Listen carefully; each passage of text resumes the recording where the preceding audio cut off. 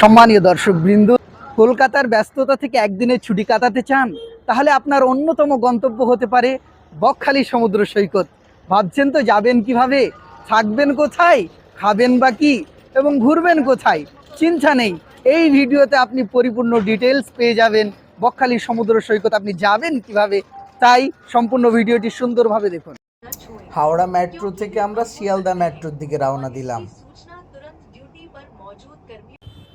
এই দেখতে পাচ্ছেন আপনারা শিয়ালদা মেট্রো স্টেশনের মনোমুগ্ধকর ও আকর্ষণীয় দৃশ্য। এবার আমরা যাচ্ছি শিয়ালদা স্টেশনের দিকে। সেখান থেকে লোকালে করে ডাইরেক্ট আমরা চলে যাব নামখানা স্টেশনে। এই আসছে আমাদের শিয়ালদা নামখানা লোকাল। এবার দেখা হচ্ছে নামখানা স্টেশনে।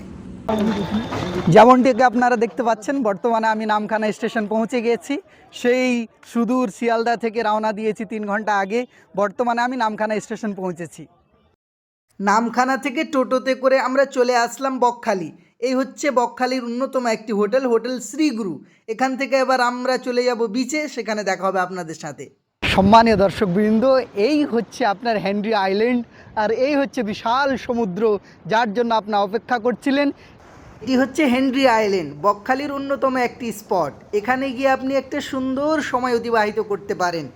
আপনি যদি সম্পূর্ণ ভিডিও পুরো ডিটেলসের সাথে দেখতে চান, তাহলে ট্রাভেলিং উইথ আমানকে সাবস্ক্রাইব করুন এবং সেখানে দেখুন।